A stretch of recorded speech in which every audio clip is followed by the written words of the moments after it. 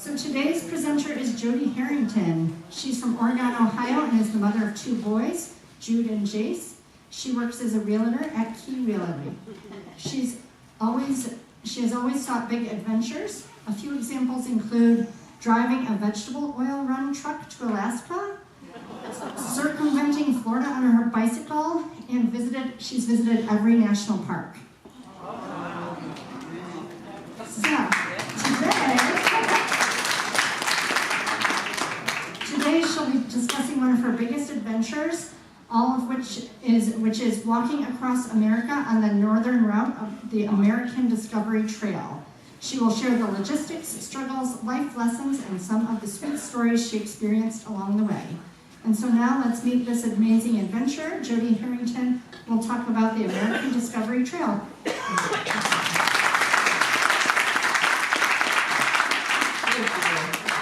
You can hear it okay, right, everybody?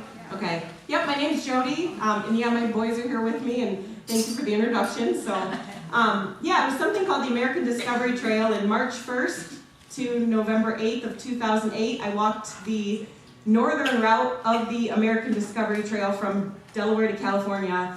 I believe I was actually the first person to ever continually through hike on that northern route of that American Discovery Trail. My favorite way to talk about the hike is to answer questions. So if you think of any, please keep them in mind and I'd like to answer them at the end. The American Discovery Trail is a system of recreational trails and roads that collectively form a coast-to-coast hiking and biking trail across the United States.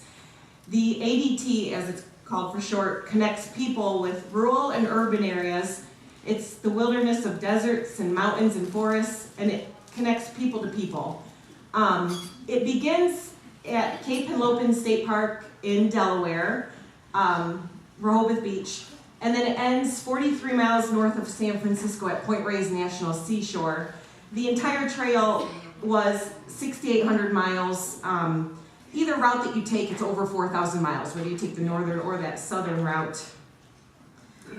It does split, so Cincinnati, Ohio is where it does that split, and then it meets back up in Denver, in Colorado.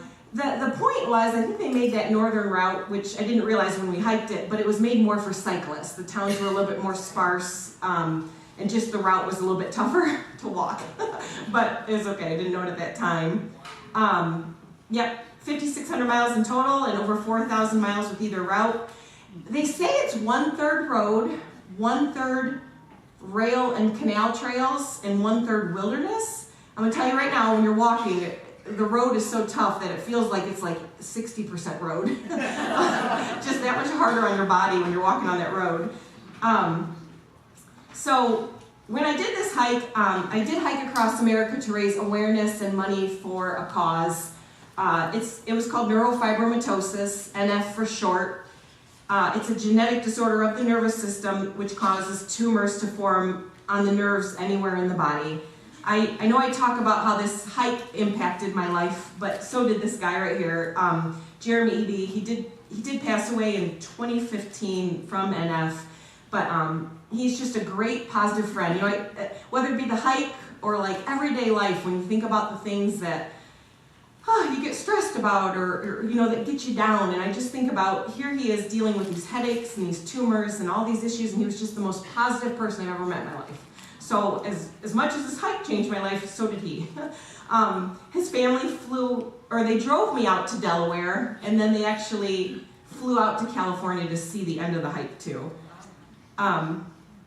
So the trail passes through the District of Columbia and then 15 states. I joke, Kentucky's 8.7 miles. I joke they just dip you down in to like count another state on the map. But yep, so it includes those states and that many miles per state. Let's see. So this one makes me laugh. So we'll start with a question right off the bat here. Is which state was the most challenging? So when you think about this, you logistically start March 1st from the East Coast. And the reason why you do that is you need to hit the Rockies in July, because in June there's still snow. And then your goal is to hit the Sierras as soon as possible. So there's like a logistical way, you gotta go from east to west and take this trail.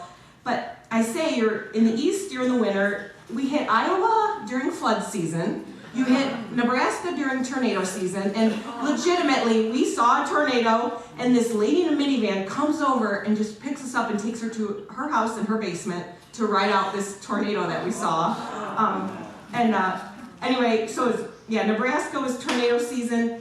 Colorado's challenging because of the Rockies, and then Utah and Nevada, we're walking across those in midsummer. But you'll be surprised. The hardest state by far was Ohio. And I'm gonna tell you why. So you hit Ohio, you end up hitting Ohio logistically in April. Those are my shoes. Those are my shoes every single day. Like, it didn't matter if we took a break or overnight, we could never get our shoes to dry out. And we walked, you can kind of see our route, if you're familiar with like Logan, you walk through Hocking Hills area, and you do walk, let's see, I think you walk 28 miles of the Buckeye Trail, but look at the Buckeye Trail, like, it was awful. Like, it was really, really wet, it was really, really mucky, and then I think like also, a lot of the hike is mental, so, I don't know, it was just poorly marked. We got lost so much. And it's like one thing to be walking and being all mucky and cold in April in Ohio, but then to know that we had to backtrack just to get back to wherever we needed to be. More pictures of the trail. And again, I'm not even joking, it's not even because I'm from Ohio. Ohio was challenging, just mentally and due to the trail. I do like to take a quick minute to talk about training. I did run in college competitively, but I had never hiked a day in my life. When I decided to do this, I filled a backpack with weights, and I didn't even know about the waist strap on a backpack. Like, I filled this book bag with weights, and it was dragging on my shoulders, and I'm like, how do people do this? But yeah, so I just kind of, a bunch of my friends and I would just kind of walk around Oregon and look a little goofy, but yeah, I mean, that's it. I'd never hiked a day in my life, and I just kind of like to share that because I do think it's one of those things where it's inspiring to not be scared to do something that you have no clue what you're doing. Okay, so preparation. I will talk a little bit about preparing to hike across America, and these are just some of the topics that I'll kind of cover. But before I talk about this, a lot of people ask me about my hiking partners, and I love this analogy. In the hiker world, there's a saying called hike your own hike. And I swear I keep this in mind on a daily basis still. On the Appalachian Trail, there's white blazes and blue blazes, and there's even yellow blazes. And the idea of a white blaze on the Appalachian Trail, if you're not familiar, is the idea that you hike the trail purist. You don't get off trail, you don't take a shortcut. The blue blaze is the idea that you do take shortcuts when you're feeling like you need to. The yellow blaze is the idea that you might hitch and skip some sections. And what I tell people is there's no wrong way to do it. I've got friends that are hiking the American Discovery Trail, and they're taking a month off work every single year, doing a section, going back. And I like that idea. It's just the idea that you can do it any way you want. So when it comes to who I hiked with, okay, so I invited two of my guy friends from back home to hike across America with me. But it's a challenge. It's not an easy feat to walk for 8 months every single day and do this. And about 72 hours before the hike, they backed out on me. They thought they would maybe cycle across America or something, and they ended up hitching to California with a band. They were roadies, and they ended up making it to California somehow, but I don't know what they did, but they did not walk across America like I did. But there were two guys that were walking across America the same year I was. And like I said, you kind of got to start March 1st from the East Coast. And again, a little different. So Josh, right there, he's from Gettysburg, and he had the same idea in mind that I did about trying to do the whole thing. Ron was not necessarily doing the American Discovery Trail, he was just trying to walk across America, so his hike was a little bit different, like a lot more road. He just kind of wanted to draw straight lines instead of, truly following the trail. So when people ask me who I hiked across America with, the majority of the hike Yep, my hiking partner was Josh Howell. We had both set up trail journals online, and we messaged each other. I think you guys might be familiar, but we messaged each other on MySpace. Like, this is 2008. I had never met him in my life until I met him the day we started hiking. Wow. And it went really well. I mean, we were very like-minded. We got along really well. We did something called Hugs for Humanity, and I actually have that same sign. We did a thing. We hiked across America and we gave away free hugs. I hugged people all the way across the United States, but we raised money for the two charities. His mom was diagnosed with Alzheimer's, and then Jeremy had NF, and so we raised money and then sent it back to the charities as we went, and then just promoted healthy, peaceful, simple living. That was kind of what we did.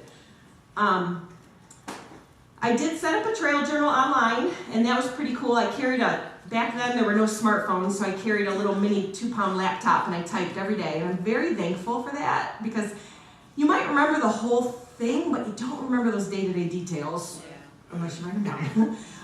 Merrill and Coleman were two of my sponsors, so that was nice to have too. So I call this the prelude to the hike. But logistically, if you want to walk across America, we walked along Highway 50, the loneliest highway. I mean, the towns are so sparse that you can't carry enough water with you. So I went out west, and this is almost a whole presentation in itself if I told you all the stories, but I went out west ahead of time, and I buried 200 gallons of water. Every 15 miles, I buried, I think it was 5 gallons of water, all the way across the desert, and GPS marked it. I GPS marked it, I put a little stone, or if I found a beer can I put something on top of it, and then I drew something on the side, but that's what we did. So the idea was you would be able to walk across America and stop and dig it up and drink it, because the towns were so sparse. Again, very memorable. I know I don't have tons of time for stories, but I buried one in front of a prison in Nevada, and I got stopped. I mean, I'm sitting out there digging a hole in the middle of winter, and it was okay. A cop kind of understood, but I thought this was really interesting, and maybe some of you already know this, but this was important. You don't want to carry a whole thing of shampoo or all your vitamins or whatever, but you do need these smaller portions of these things. So back home, I prepared all these mail drops, and then you can mail yourself anything to any post office, and it's called general delivery, and they'll hold it for 30 days. So we would go into a town and my brother would mail me a box as needed, and then we would time it so that I could pick it up and get, some more supplies. So that helped. There were a couple towns in the Rockies where, it was just real sparse, where we did mail some food type items, but it was mostly the smaller toiletries and things like that. So, let's see. When it comes to pack weight, I'm sure if you guys are familiar with hiking and camping, you've heard this saying, but when it comes to pack weight, you can choose to enjoy hiking or camping, but not both. And I want to tell you, this was not about camping. I pictured walking across America, we'd have a fire every night, and no. I'm going to tell you, the whole hike, I think we had 2 fires, and it was only because we were hiking with somebody, or we met up with somebody who already had a fire going. After you hike all day long and know you got to do it the next day for 8 months, the last thing you do is you walk. You literally set up camp and you sit down. You're done. You're not going to go gather firewood, or you don't want to stay up for hours. You just want to get your sleep. And I know people made fun of me for this, but I actually really did cut off. You're walking and you're literally thinking about what can I get rid of to make this more enjoyable. I cut off straps off my backpack. I cut my toothbrush handle. It's a joke, but I cut my toothbrush handle so I just could brush like this. And I thought I didn't want that little extra weight in my backpack all day. But it adds up, I'm telling you. So we did. I'm going to kind of speed through this for time, but we did mail cold and hot gear. So I had a lightweight sleeping bag, and then I had a thicker sleeping bag.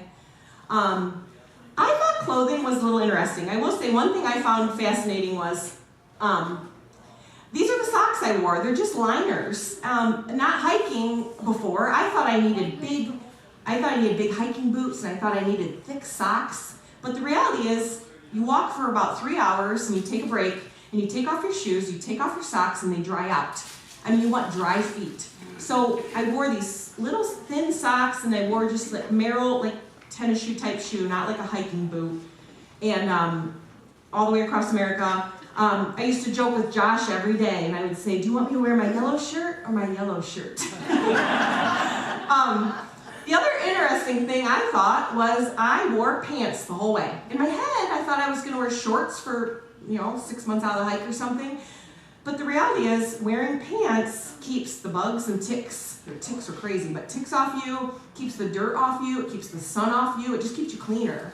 So yeah, I wore pants the whole way. And yeah, that's just a little bit about clothing, kept it real minimal.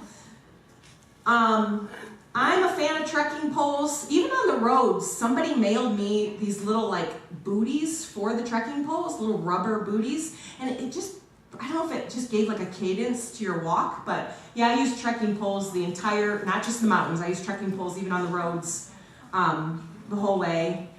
Let's see. I'm not even reading this, so I'm not sure. Just keep going. Gear and supplies, again, this is just kind of some of the stuff of like, the stuff that I mainly had my brother mailing me. I mean, I really did have like a, I thought I had it right here. I had a pen, yep, my pen, and I had a little duct tape. You know, just, you don't want to carry a whole roll of duct tape, but duct tape comes in handy. So you had that little thing. Gear, okay, so at the start of the hike, my pack weighed 34 pounds. After 1 month of obsessively thinking about it, I got it down to 30 pounds. And you either throw stuff away or you mail it home. During the summer, like I said, a lighter sleeping bag, a little bit lighter gear, you don't have to worry about a hat or gloves. So I was down to 22 pounds. During the winter, 25 pounds. And I kind of kept it consistent when I weighed it. 2 liters of water and 4 days of food, for consistency. Heading into the Rockies, like there was the longest stretch where we had no town. My backpack was over 40 pounds, and you felt it. You felt it. And again, this is one of those, this hike was full of life lessons. Like literally, I can't open my eyes and see the world the same after doing this. But one of these, the lesson pertaining to gear is the idea that I'm reminded of how little I need to be happy. I mean, I had this backpack and this one yellow shirt, and I mean, so little, but yet every day was so amazing. And I look back on that now, and now I've got my 2 kids, and how much stuff do we have? We got a lot of stuff. A lot. Yeah. But we don't need it. I mean, that's not where the happiness comes from, and we know that. So I find this interesting. So 2008, guys, 2008, there was no smartphone, and I'm thankful for it. If I had to go back and do it again with a smartphone, I feel like, and people are buried in them, and I didn't. I had a flip phone, it was turned off all day. The only thing about a smartphone is, this is the amount of stuff that I would have gotten rid of with just one smartphone. My 2-pound laptop, my batteries, my GPS, my flip phone, my camera. That's 6.8 pounds of pack weight that I could have gotten rid of if I did have a smartphone. But visually I can't, it's kind of crazy to think about that. Let's see. Sleeping stats. Some people ask about this part of the hike. Number of nights in a shelter. So like if we got to somewhere, like even when we crossed the AT, there'd be like a shelter we could sleep in or something. 6 nights. 103 nights in a tent. 5 nights, it was so beautiful and the weather was good, so we just didn't even set up our tent. 29 nights we did get a hotel of some sort along the way. I want to say the hostel had to all be the Rockies, but yeah, we stayed in a hostel, or no, California we did too, like along the coast. Number of nights in a house, 101, and number of nights on a houseboat, 1. And this is another life lesson that I really want to hit home. Every single night we had a place to lay our heads. And I think about this, like there was no thinking ahead of time. You can't plan 3 nights ahead because you're not exactly sure how far you're going to walk in a day. You might kind of have an idea, but you can't plan ahead. And every single night worked out. And I'm trying to keep this in mind as a mother and a realtor, and I try not to worry in my normal day-to-day life about the future and what you can't control, because you just gotta kind of trust that it works out. And I think about this. For that 8 months and 8 days, every single night we had a place safely to lay our heads. And it was cool the way it worked. Another unforgettable hike lesson, 103 nights in the house. I want you to picture this. So about 7 o'clock or so at night, not in the dark, but when it's starting to get dark, I would go up and knock on the door, and I would ask if I could fill my water bottle. And if I felt comfortable, I would say, would it be okay, we're walking across America, and we had a little business card, and I said, would it be okay if we put up our tent in your backyard?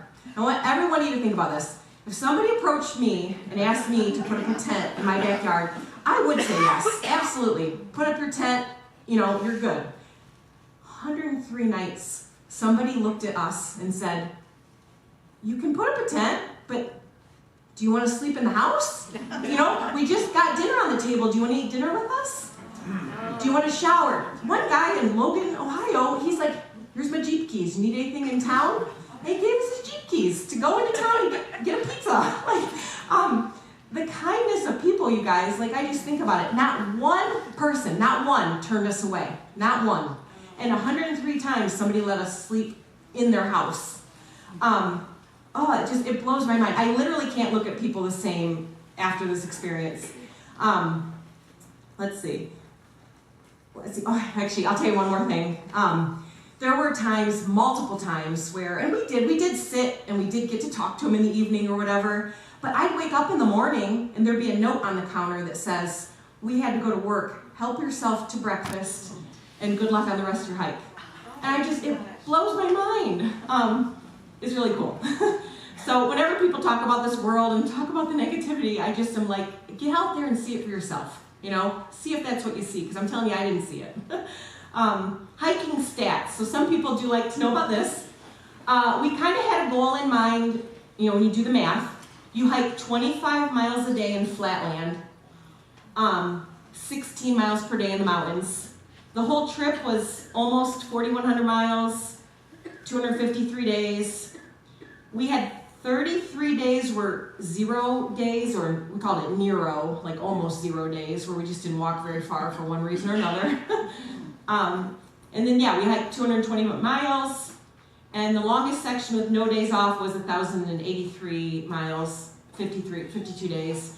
On a side note about flatland, I not traveled much before doing this, so I was super excited about hitting Nebraska. I'm can't wait for that flat land. Nobody warned me that Northwest Ohio is literally the flattest land.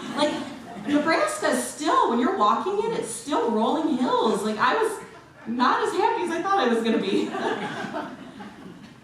Daily routine. So basically, you hike for 3-hour intervals, and then we took a 30-minute break where we took off our shoes, ate, took off our socks, and the goal was to try to get 3 of those in a day. Then we set up camp and sleep. There was no camping. It was just, you just go to bed. And then, like I said, there were daily deadlines. So if you're in the Rockies or any mountains, the idea was to get above tree line and back below tree line before a storm hits in the afternoon. So we still had ideas in our head, or we knew a town was coming, so it made sense to try to hike, to the town or through the town. You would spend the whole day, I don't know if you can picture this, but you spend the whole day walking and you can see the town's water tower. And it's the whole day, and it takes you the whole day to get, to this water tower. You appreciate cars a little bit. But yeah, so, and the entire time you're hiking, it's cross the Rockies in July, hit the Sierras as soon as possible. There can be a snowstorm in October, maybe even September. You don't want to walk that far and then find out you can't finish your through hike. So it was very challenging. It was very there'd be times you see a sign for a waterfall off the trail and you'd love to go see it, but you don't have the time. You don't have the energy to expend off the route. Same thing with meeting cool people. You could talk to them a little bit, but you didn't have time to sit and talk for hours. You had to keep going. Food was super simple. I mean, peanut butter, oatmeal, couscous, and whole wheat pasta set up in water. So I would actually have this is it.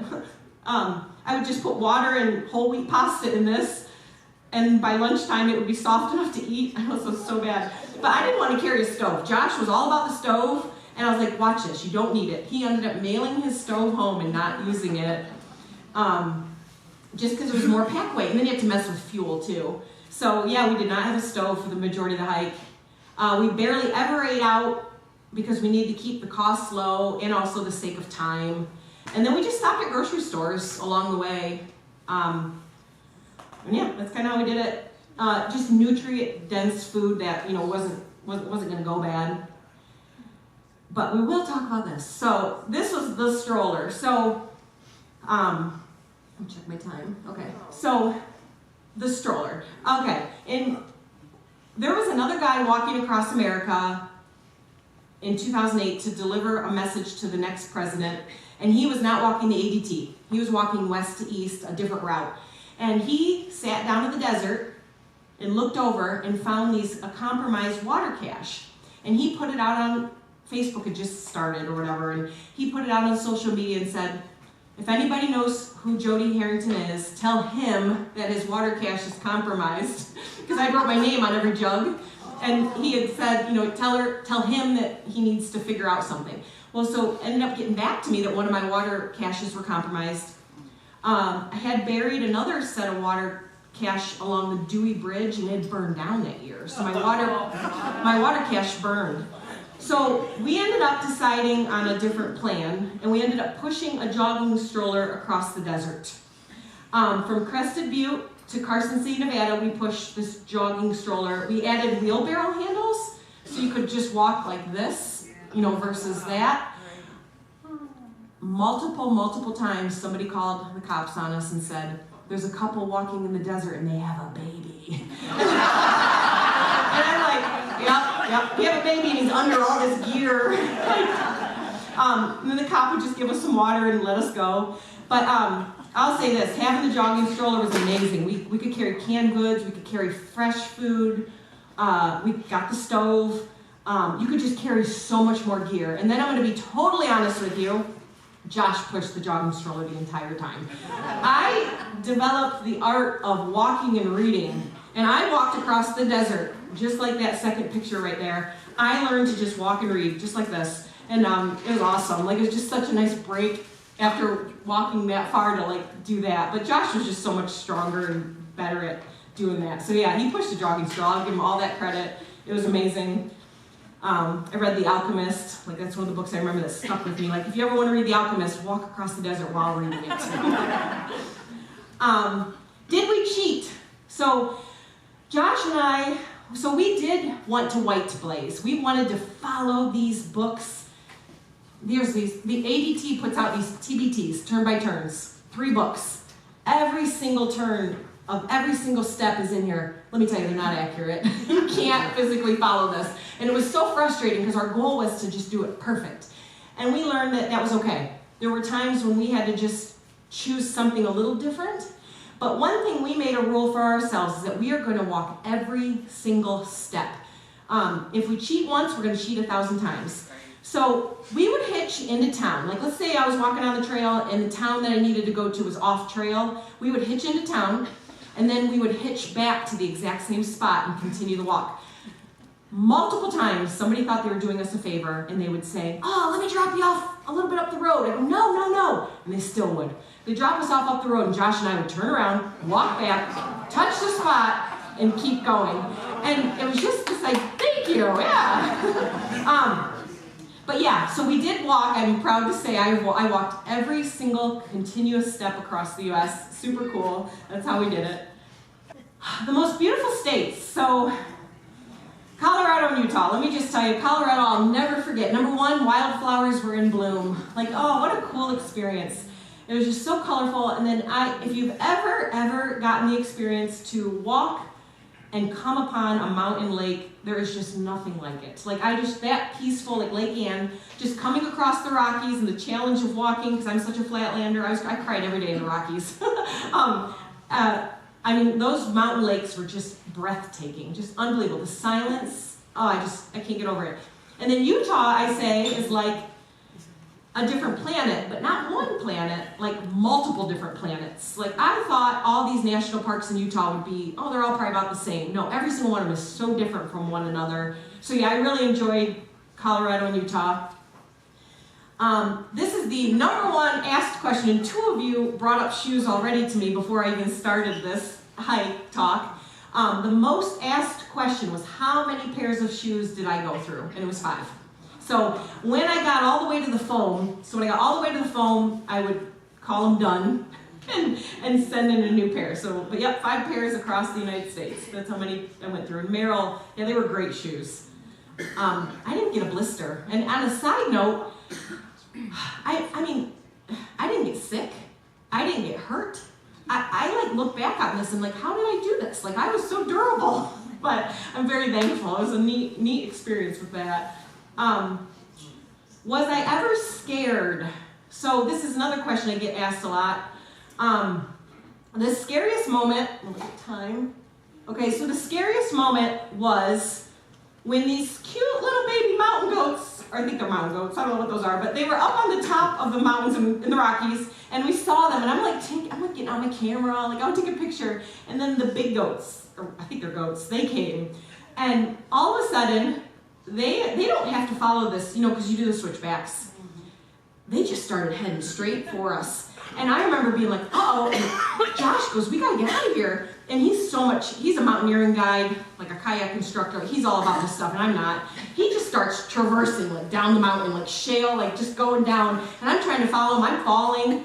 And this mountain goat, and I think it was because they had babies and it was being defensive, but like chased us. And we found this little camper cabin, like an abandoned little wooden cabin, and we barricaded the door, and then we got inside, and there was a rafters with like the grossest mattresses, like there's feces on the mattresses, and we just jumped up on top of these mattresses, and this goat like rammed our door, got the barricade down, and like came in, and Josh is like ready. I'm like, what are you gonna do? He like has the hikiest trekking pole, like he's gonna do something.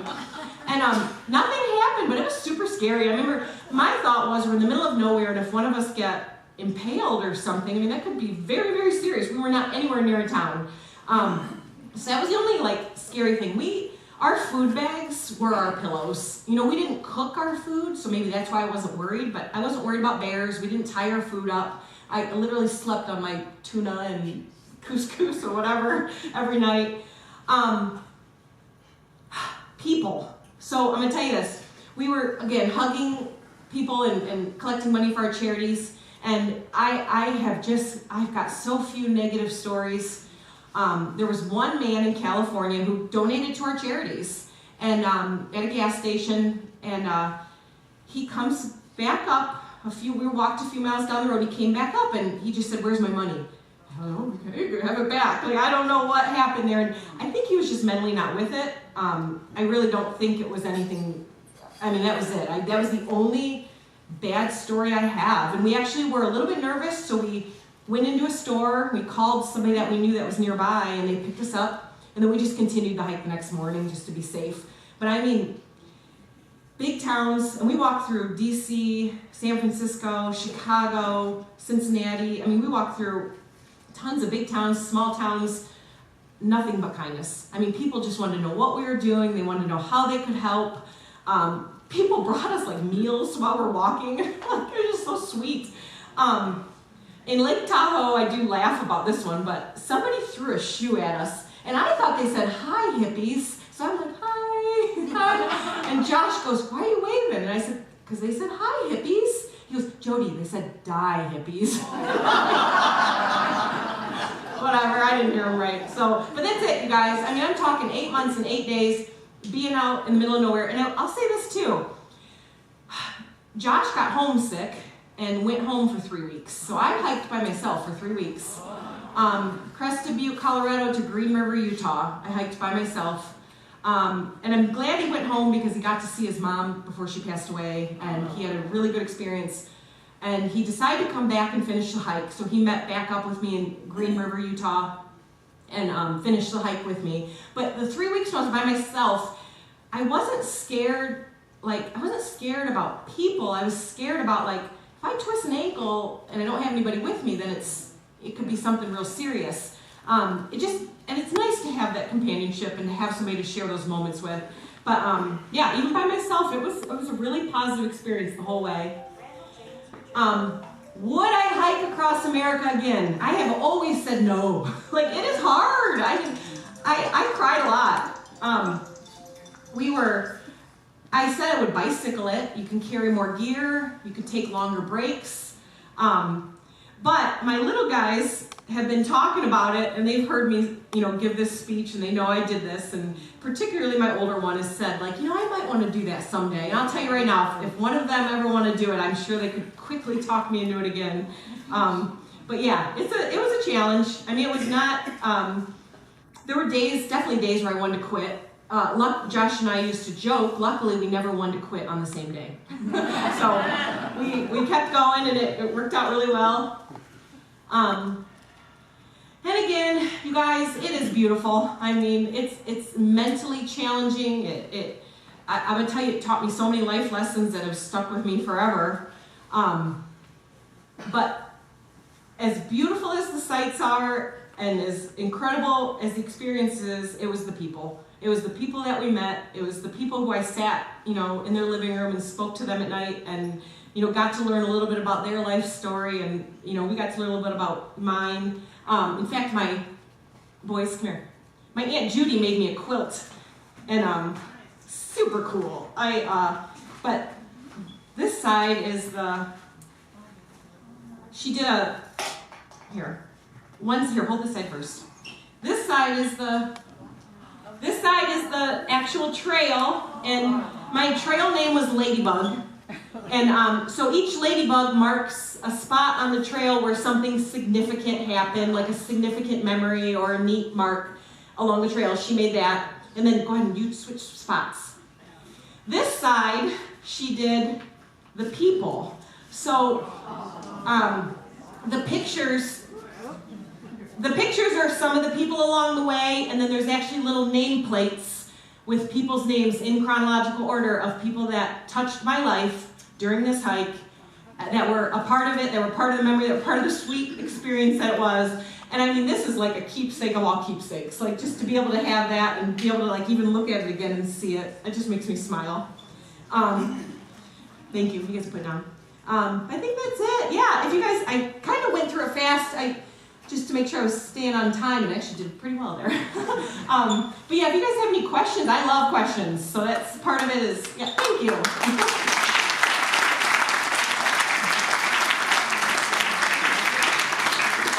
Way back there. I'm wondering, first of all, are you in touch with any of the people still? Secondly, has anybody ever approached you and said, may I write a screenplay for a film? That's so sweet. Well, oh my gosh, you guys, I do love Facebook for that reason alone. Like, Facebook started, I think, actually I don't know, but I remember, like, I got Facebook for this hike. I thought it'd be a good idea to have it. But absolutely, I keep in touch with so many people from the hike, and it's usually Facebook. I mean, it's just simple and easy. But yeah, that's definitely what I do. And then, so I love to write, and I keep journals of all my adventures and stuff. So even this, like I said, I do have my friend printed it off for me. I mean, it's thick. That's my trail journal. But yeah, so I mean, I'm thankful for that. But I always say one day when I settle down, I want to start writing more. But right now, I'm so busy with them that it just. But yeah, I mean, I would love to. It was meaningful. A lot of fun stuff and a lot of adventure. Yeah, it'd be cool. For the two charities, did either one of you have like a benchmark and then it succeeded or So, Josh already had the Hugs for Humanity idea in mind when we got started, and we did get quite a bit of little local press, as we walked through towns. We finished the hike 3 days after Obama got elected, so that wasn't exactly the good timing of being in California at the end. I felt like everything was about that, which is great, but it was we didn't get a lot of press at the end or anything. We did do some events, so if NF or Alzheimer's, if they knew we were coming into a town, they would host something and they would use that as an excuse to have an event. Jodi and Josh are coming through, and then we met at a bowling alley and, you know, whatever. So we did do a little bit of that. It wasn't as, like, I pictured it being bigger, you know, I just thought it was going to have more, but it didn't. That's okay. It wasn't, oh gosh, I don't even remember. I mean, it was thousands and thousands of dollars, if I had to guess, but was it $30,000? But it wasn't like, you know, tens of thousands of dollars that I thought might have happened, but yeah. What's your question? Oh. Go ahead. How old were you when you did this? 27. I think about that. I know it's like it's coming on. I mean, it's getting closer to 20 years since I did this. But it, like I said, it still touches my life. Jay, sit down.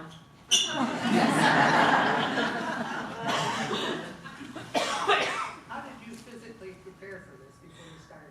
So that's what I said. So I was a personal trainer and a class instructor at the Y. I was a college athlete. So I was a runner. So I mean, I was already in shape, but not like, I didn't know how to hike. I mean, I didn't understand that. So we just went on long walks, like long hikes. Like I said, I had that book bag with weights in it until I discovered that the waist belt takes all that weight off your shoulders. But that's all we did. We just did weighted hikes. I just got gear and then we did long hikes across town, Maumee Bay State Park. You know, I live in Oregon, so that's it. I mean, it was pretty simple. It just is what it is. It was one of those where you don't really know what to expect till you start doing it. And I'll tell you this, every single day I remember thinking, oh, I can't do this tomorrow. I can't. Like, I'm sore, I'm tired, my feet hurt. And then you wake up and you're like, okay, I can do it at least one more day. And you just keep going. Yeah. How many and what were all the books you read? Oh, don't do that to me. I don't remember. I did have one lady in Colorado mailed me it was a pink little iPod thing. It was back, they were brand new, and it had a bunch of books on it. And that was super cool to be able to walk and listen to books. Yeah, I don't know, Jude, sorry. You had a Highway 50, is that the route, or was that just in that one section? It was we walked all the way across Nevada it's Highway 50, right? The loneliest highway, like Fruta, gosh, I can't remember the names of the towns, but yes, yeah, we walked all the way across Nevada on Highway 50. Is it Highway 50 across the entire country? Or No, so it's, different? yeah, just across Nevada. So the American Discovery Trail connects 300 rail trail and canal trails across the United States. And the idea was to incorporate diversity. So my friend drew a marker and he said, you want to walk across America? You walk right here. And he just drew this straight line across one of my maps. So for instance, with the American Discovery Trail, I try to tell people, if you could picture this, I walked from Cincinnati to Chicago. That doesn't make any sense in terms of, you know, distance, but you can walk across America, I believe, in like 3,000 miles. And our hike was 4,100 miles, so a lot of this. And like I said, the one guy that we didn't end up walking with, Ron, his idea was more of let's take roads and let's try to make as straight of a line as possible. And he finished a month or a month and a half sooner than we did. You know, we started on the same day, but he got done faster. Yep. Were those roads that you walked along, were they busy traffic-wise? No, they were smart about, on the American Discovery Trail, they tried not to. There were a few moments where it was like, wow, we're risking our lives. Like there's no, like it was really busy and it felt real like there was no, we were to really walk next to the road. But the vast majority of it, they did really well. I'm sure there were just a few moments where they couldn't, you know, they had to make it kind of tough. But, yeah. Where exactly did you end up? And how did you get home? Yep, okay, so Rehoboth Beach, Lewes, Delaware, Cape Henlopen State Park is where we started. And we finished at Point Reyes National Seashore. We walked through San Francisco, and then we walked up the coast 43 miles to Point Reyes National Seashore, and that's where we finished. We joked about, and if Josh would have said yes, I would have done it, but we joked about just turning around and keep walking. But I flew home. Yeah, and then I spent the winter by myself in the UP. I just wanted to reflect, and my parents have a house up there. That was weird, but yeah, so I went up there for the winter, but yeah.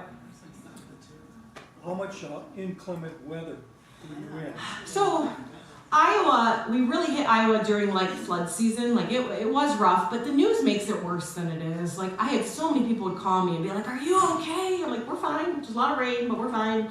Like I said, we did see tornadoes. In the Rockies, there was some snow. East Coast was March 1st, so it was cold. The Dolly Sods, like there was snow there. I mean, we did, but it wasn't. How do I say this? People said, "What'd you do when there was bad weather?" We walked. What do you do when you don't feel good? You walk. You know, you have to just keep going. You just don't have a choice about time. So you put a parka on or something and just... Yeah. Oh yeah. My in fact, my backpack. We had like the camp. I would have this on my backpack all day, so all my stuff wasn't getting wet. And then a Gore-Tex jacket. Yep. And I had Gore-Tex pants too. Yeah. You just walk. Yep. How did the water thing work out? I mean, with Larry and the water. So that's How the hell did you do that in advance? Yes. So I had never been out west. Like when I did that, I was actually very foolish. Like I said, it's almost a whole story in itself. But so I went out west by myself with I had a Cougar at the time, like a car, a 2000 Mercury Cougar, and I went out there by myself. And here's an example. So the Kokopelli Trail in Utah. Does anybody know of the Kokopelli Trail? It's a very hard trail. Every year, people have to get rescued on this trail. I did not know any of this. So here I am in the middle of winter. I spent New Year's at a diner in Utah. So it was around right after Christmas. I headed out. And I have to bury these water caches along the Kokopelli Trail. And the sign said, 4-wheel drive required. And I thought, oh, that's optional. That must mean optional. In the middle of winter, I go out in this Mercury Cougar along this Kokopelli Trail. There was a moment where I was following my GPS, and it was dark. And I don't know if you can picture this, but there's snow on the ground, so everything's white. And I'm driving, and in the dark, and everything's kind of white, and I'm looking at my GPS, and all of a sudden I see dark, and I slam on my brakes, and my car slid down this hill. I was this close to the Colorado River, and I couldn't get out. I left my car, and I left a note on the car, and I put the time and the date with the year. And I was like, where am I gonna find my car? And I got my sleeping bag out, and I bundled up as best I could, and I just start walking in the dark, because I'm stuck. And I get out to the road, and I get out to the road, and this car happens to be coming along in the dark, and they were some teenagers going to ice climb in Moab, and they picked me up, and I was like, yay, I have somebody who's going to save me here, and they picked me up, and they dropped me off at the very next, they just dropped me off when they found a house, and I'm like, okay, so I walk up to this house, I don't know who I'm going to get, and I got this woman and her dog. She put my socks in the dryer, and she made me blueberry tea, and she's an older woman, and you know what she did? She goes, come on. She goes, I got chains. And she went out with her, she had a 4-wheel drive Subaru, and she had chains, and then her young neighbor came with a truck, and he had chains, and they were able to yank my car back up the hill, and I was back on my way. And then, walking across America, we're walking along the road, and this guy in a white pickup truck comes up. He goes, Jodi? I said, I don't remember him. He goes, I was the one that helped you get your car unstuck. So cool, out in the middle of nowhere. That's just one story. I got so many. I got stuck a lot. It was bad. I don't know what I was thinking. It was hard. But yeah, so, and then the water, we ended up not counting on it. We were nervous about it. That's why we pushed that jogging stroller across the desert. With the jogging stroller, we could carry a week of water at a time. We didn't have to worry about the weight. So the jogging stroller was our safety net, and we didn't have to rely on the caches. And as I said, at least 2 of the caches were compromised. So it was a good move to push the jogging stroller. Yeah. Did you ever consider writing a book? I love writing. I love writing short stories. I love writing, and like I said, I have this trail journal. I've thought about making a book out of it, but it's almost like, as the person that experienced it, it's almost overwhelming to figure out how to, put it all together. But yeah, it'd be awesome. Life's about inspiration. I mean, it is. We all draw inspiration from each other. And if I could ever, help people with that, and even doing something like this, I'm telling you one more thing about the inspiration comment. One of the things that really got to me is walking across America. I was fulfilling one of my dreams, this idea of like walking across America. And I can't tell you how many people came up and just saw me, you could see that I was doing something that was a dream of mine. But I can't tell you how many people came up and then shared a dream that they wanted to do. It was this really cool, I didn't ask people, I didn't say like, hey, what is it in life that you think is meaningful, or what do you want to do? But they would just come up and just share. And it was just it just feeds you. Like the minute, everything is like that in life. Like if you inspire other people, like you're also inspired by them. It just goes full circle. So yeah, if I could ever do that with the writing part of it, I would love that. Yeah. Any other, yeah? Can I ask 3 questions? Heck yeah! Number 1, did you carry any bear spray or any kind of a weapon? No. In fact, a friend of mine mailed me a knife, and I can tell you more. I got other stories about trail. I have a guy who gave me a gun once when I was traveling. That's a whole other story and adventure, but no, nothing. No bear spray. We slept on our food, but we didn't cook. We weren't creating smells. Second question, you saw the big shovel when you dug for the water. Where was that shovel to? How'd you get the water back out? Do you know what I'm saying? Oh, yeah. So, believe it or not, water just has to be an inch below the surface, and it won't freeze and it'll stay cold. So, the digging of the holes was difficult, but you could actually just use a trowel or your hands to get to it to be able to yank it out. So. And then you talked about all these experiences, and just for me personally, there's got to be a little bit of faith in here.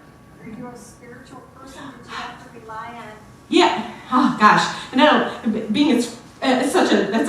a realtor, so I always say I keep so much of my personal beliefs kind of neutral. But without a doubt, I do talk about. I do believe in a bigger picture, and I believe that what goes around comes around, and I believe that actually, if you ask me what my belief system is, it's that the interconnectedness of everything. I believe that everything is interconnected.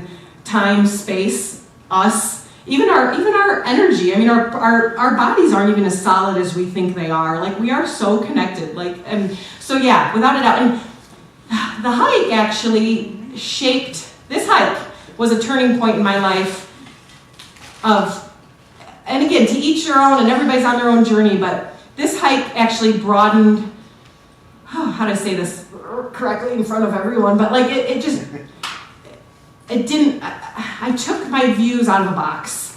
My views are, if you think you're thinking out of a box, it's like you don't even realize the box that you're in sometimes. And I just, without a doubt, yeah. In fact, it's kind of neat to think about that now. Right now I feel like I'm a little bit in a rat race, as a mom and a realtor, and it's neat to think back to that moment where I felt like, you gotta think big in terms of a picture in life. And yeah, thanks. Yeah.